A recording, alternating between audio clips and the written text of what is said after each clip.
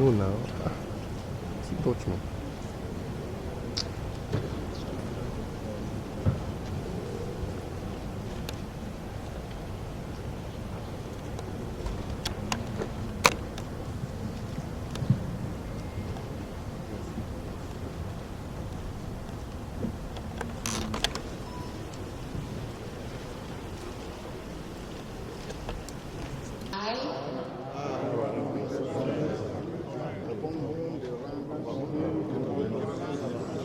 The Supreme Court, and by extension the Nigerian judiciary, has fared well in the outgoing legal year, even though the horizon was literally roughened by overwhelming challenges.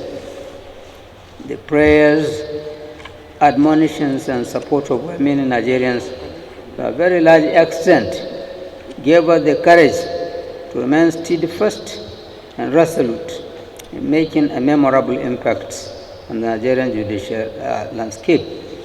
As this new legal year unfolds, we would like to assure you that we are determined to work assiduously to evolve a judiciary that will remarkably be the pride of Nigerians, home and abroad.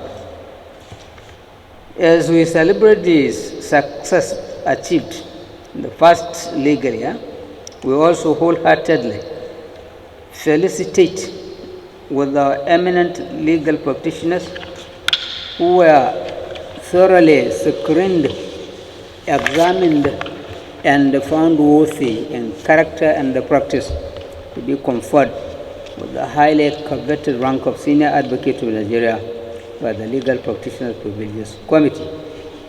The 2021-22 legal year, which ended on Friday the 23rd of July 2021, was relatively outstanding, though with rough edges that have to be smoothened in the course of this new legal year.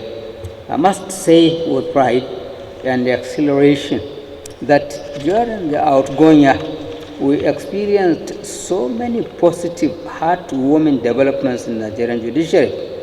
For the first time in the history of the Supreme Court, we swore in 8 honorable justices to fill the positions vacated by our esteemed colleagues who retired, as well as enlarging the profile of our judicial strength by increasing the number of justices to an all-time high number of 20. That indeed was first of its kind in our history. If for anything, that interesting development has to a large extent increased our adjudicatory capacity and reduced the number of nights we now stay awake as a result of workload. That is also cheering news to the retinue of appellants that throng the court on a regular basis. From the flip side of the events that dotted the legal year under review, I would like to say, rather on a sad note, that we did not have it all rosy, as very unfortunate occurrences belighted our joy and presented some pensive moments to contend with. Very unfortunate as it was, we lost one of our respected colleagues, Honorable Justice Umali Sylvester Nguta, JSC, Siaba retired. His demise came on Sunday, the 7th of March 2021, just a few days to his well-deserved retirement from the Supreme Court bench, which would have been on Tuesday, the 30th of March 2021. It actually occurred while preparations for his valedictory court session to herald his exit were in top gear. That singular event threw the entire judicial community into protracted mourning. To further exacerbate the string of misfortunes, one of our 8 newly sworn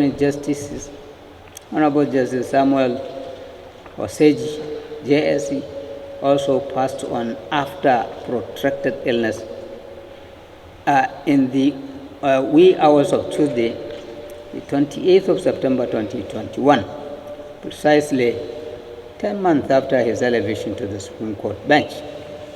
I humbly have your indulgence to join me in standing up to observe a minute silence in honor of our departed colleagues and acquaintances.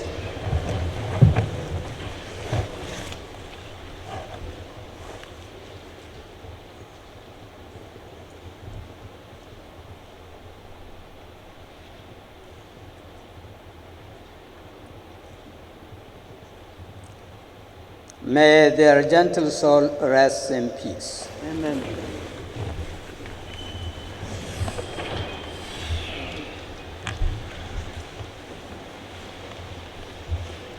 Still on a very sad note, I must say we were jolted with the embarrassing news of the invasion of the official residence of one of our brother justices, Honorable Justice Mary Peter Audley, on Friday the 29th of October 2021 by men suspected to be security operatives acting on a search warrant purportedly obtained from an Abuja magistrate court under questionable circumstances.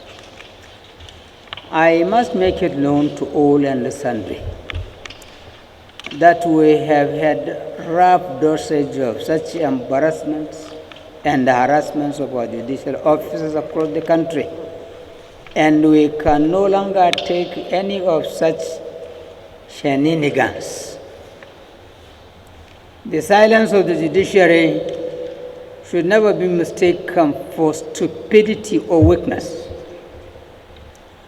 By the nature of our work, we are conservative, but not conquered species, and it should not be pushed further than this by any individual, institution, or agency of government.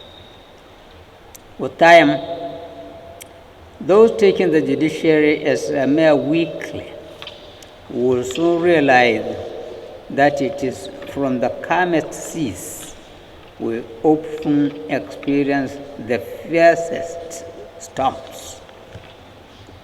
The time to oppress, suppress, and intimidate judicial officers is gone. No one, irrespective of his or her status or position in the country, should test our will, because the consequence of such unwarranted provocation will be too dire to bear. We shall begin to resist any clandestine attempt to silence or ridiculous to oblivion. Nigeria, to the best of my knowledge, is not a lawless society. We should begin to do things that will project us favorably and rightly too to the international community. No law permits anyone to invade, subdue, or overawe any Nigerian citizen in his or her residence with a flimsy, fraudulently obtained search warrant. We are making efforts now to ensure that henceforth every search or arrest warrant must be issued with the knowledge and approval of the Chief Judge of the respective state or Federal High Court, as the case may be. On Monday, 22nd March 2021, our own Honorable Justice Olabode by JSC retired, also took a deserved vow from the Supreme Court bench after offering the very best of his ingenuity and legal proficiency to the service of his fatherland. There's certainly no doubt that we are going to miss him and his invaluable contributions to our jurisprudence. Also, in the course of the outgoing legal year, precisely on Monday, the 28th of June 2021, we swore in for the first time 18 Honorable Justices of the Court of Appeal. The Federal Capital Territory Judiciary also witnessed exchange of leadership baton twice within the space of 1 year. First, Honorable Justice Salisu Garba Abdullahi was sworn in as a substantive chief judge, and later in August 2021, Honorable Justice Hussain Baba mounted the saddle as a result of the retirement of the former, who now is the administrator of the National Judicial Institute. The Corruption and the Financial Crime Cases Trial Monitoring Committee, COMTRIMCO, which was set up in 2018, under the chairmanship of a retired Justice of the Supreme Court, Honorable Justice Suleiman Galadima, JSC, CAVR, to fast-track the trial of corruption and financial-related crime in the country, has been working assiduously with various heads of courts to bring about a significant rise in the dispensation of corruption and financial crime cases in the country. Even with the devastating impact of the COVID-19 pandemic, virtually the whole of 2020 and the better part of 2021, a total number of 746 corruption cases were dispensed with. Similarly, the number of forfeited non-cash recoveries made include 51 automobiles, 16 real estates, 11 barge or tugboats, and 2 schools. Between 2nd January and 14th of October 2021, a total number of 1,143 suspects were convicted of various corruption and financial-related crimes, while the number of non-cash forfeited assets has also arisen to include 8 aircrafts, 7 filling stations, 48 real estates, and 149 vehicles, among others. Still within the period under review, various amounts of cash forfeiture were made in millions of naira, but recovered in different currencies ranging from Nigerian naira, US dollars, British pounds sterling, euro, Indian rupees, and to reals, CFA, and the Japanese yen. During the 2021 legal year, the Supreme Court entertained a total number of 681 cases comprising of motions and appeals. Out of these, we had 312 civil, 95 criminal, and 5 political, making a total of 412 motions. Similarly, the court considered a total number of 269 appeals comprising of 139 civil, 102 criminal, and 28 political. A total number of 216 judgments were delivered in the year. To a very large extent, I will confidently say that this scorecard is impressive, fascinating, and appreciable in view of the unpleasant events that dotted the legal year. I attribute the tremendous success recorded by the Honorable Court to the doggedness and team spirit exhibited by our selflessly hardworking, team-spirited brother justices, and the general staff. Even as we celebrate these successes recorded in past legal year in the disposal of cases, all Nigerians need to be admonished on the imperative of being less litigious and be more disposed to alternative dispute resolutions to free the courts of this unnecessary overstretching of both human and material resources. It is not every dispute that must find its way to the court, and it is not every matter that must come to the Supreme Court. Our laws have to be amended to make most appeals to terminate at the Court of Appeal, which is competent to handle such appeals.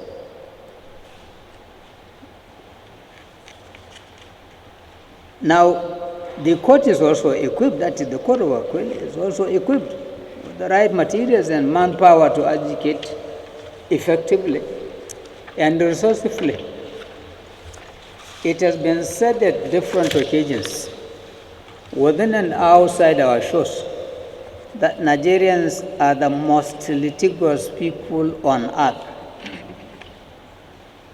Ideally, this uncharitable remark should ordinarily give us serious cause for concern. Yet, we seem to feel unperturbed about it. And every little disagreement, we rush to court. And in every lost case, especially in the political class, we rush to appeal courts, even up to the Supreme Court, no matter how infinitesimal the issue might be. In most cases, the judicial officers are always at the receiving end with fusillade of vitriolic beings heaped on them, and even threats to their lives. In every dispute, only one party must win. And winning could come after intense legal fireworks that is transparent, based on subsisting laws of the land, uninhibited legal representations, and the case conferences. It is so funny to see a party that won its case today and praised the judiciary lavishly, but wasted no moment to condemn and castigate the same judiciary when a case is lost the next day. How long shall we continue this way? If we really want to make progress as a nation and collectively build a virile legal framework that will serve our interest to the best of its ability, we must begin to have a rethink.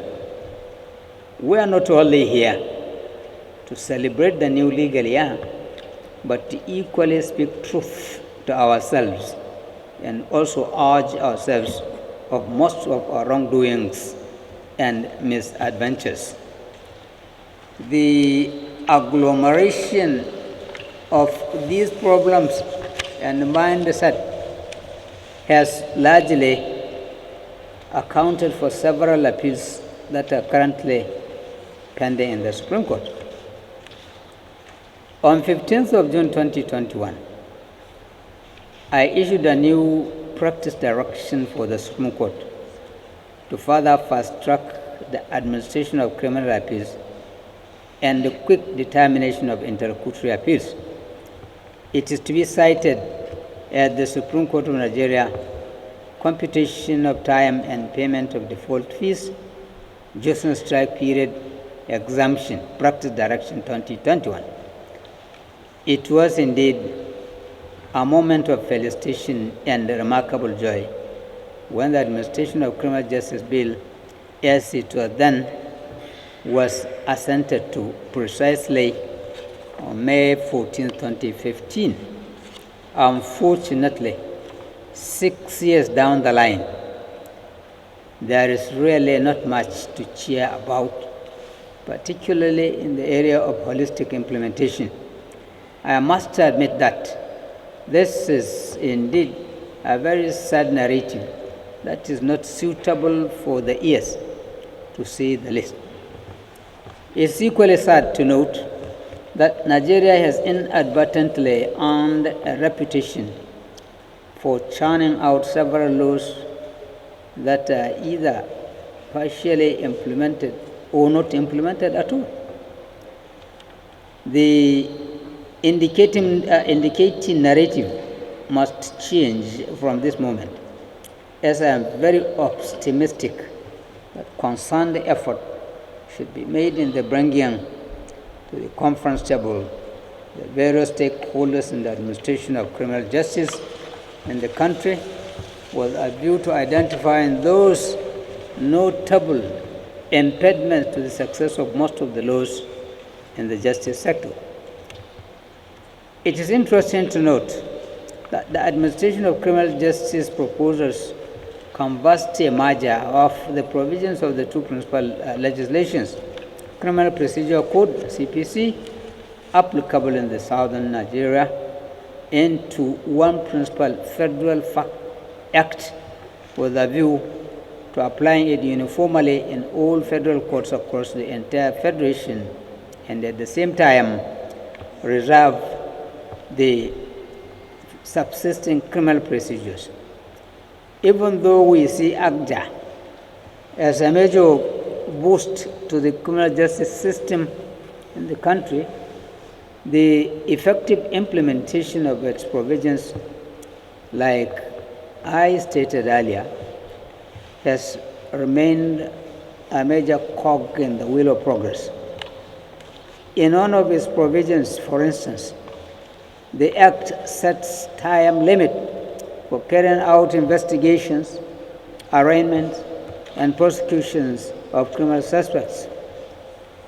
In the same vein, it mandates the police to record every confessional statement offered a suspect to the police in the course of investigation in video, or the statement should be endorsed by a legal practitioner as a way of increasing the incidence of use of force or torture to compel suspects to confess to crimes that they may not have committed. In all sincerity, are we really adhering to these provisions and the general tenets of the Act? We urgently need to conscientize ourselves and do a cursory self-assessment to turn a new leaf, because we cannot keep repeating the same method and expect to get a different result. Nigeria as a country has done too many experiments. That primordial mindset must be changed in order to permit modernization to occupy a place in our hearts.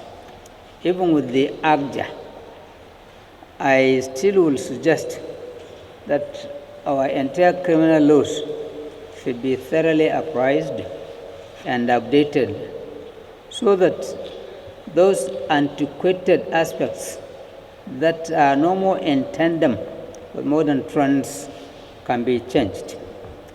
This exercise has to be carried out regularly to completely stamp out those obsolete criminal laws that are literally offensive to modern civilization. It is no more secret that technology is fast changing the face of law practice across the world, and we must rise up to face the reality. I do not think we have invested much in legal technology to be counted among the frontline legal practitioners across the world. As it is now right, most law firms have moved from client-facing and the back-office functions to the cloud. An investment in cloud technology is an investment in our future and the relevance of law practice in Nigeria. We must brace up to face the reality of the times so that we will not be sailing against the tide. Our current generation of lawyers is expected to be IT-driven and must be able to effectively communicate and operate in that language globally. Like I said during the conference organized in Uyo, Akwa Ibom State in June this year, by the Nigerian Association of Sectional Legal Practice MBA, the legal field is no more the exclusive preserve of the law firm, as routine high-volume legal work is now outsourced to alternative legal services providers. If we look around today, we will see that more people are now participating in local, national, and global activism through every available social media platform to effectively push social problems and the gaps to the forefront. I want to use this occasion to call on the executive, the legislature, and of course, we in the judiciary to work assiduously to better the lot of the citizenry. We can achieve more if we work in harmony. There must be some touch of panic and finesse in the way and the manner we handle issues that have to do with the lives and welfare of our fellow human beings. It is the insensitivity of some of our conduct as leaders that have brought us to where we are today. I therefore urge all the stakeholders of the Nigerian project to reconcile with our conscience so that we can begin to adhere and align our actions with its dictates in order to evolve an egalitarian society where everything will be done for the ultimate good of everyone and not a select few. This underlines the operative of making policies and those that are in tandem with public interest. The standards of human conduct, as well as the functioning of government and the government instrumentalities, are tacitly accepted and acknowledged to be for the collective good and order of society, and also for the well-being of the citizens. Anything considered fit and proper for the generality of the citizens should automatically translate to what we leaders should ordinarily choose if we so clearly, though rationally, and acted disinterestedly and impartially. That is the right instrument that we should always be applying in situations involving a conflict of interest or a problem of defending or interpreting broader or longer range consideration against special or more immediate factors. It has to a large extent won acceptance in the context of a functionally differentiated political system and a modern bureaucratized society that is a strong tradition of constitutionalism and rule of law. Permit me to use this medium to call on our esteemed legislature to intensify efforts in making people-oriented laws. In the same vein, the various ministries, departments, and agencies under the executive arm should show more than a passing interest in the general well-being of the citizenry by executing all the laws made without any selectivity, exclusionism, or isolationism. As for us in the judiciary, this is a reminder of the obvious. Interpreting the law the way it should be, and with the fear of the Almighty God at the center of our heart. When all these renewed commitments and efforts are properly harnessed by the three arms of government, Nigeria will surely be better for it, and our national pride would instantly be reinvigorated and eloquently proclaimed to the global community. The task before us as leaders is quite enormous and daunting.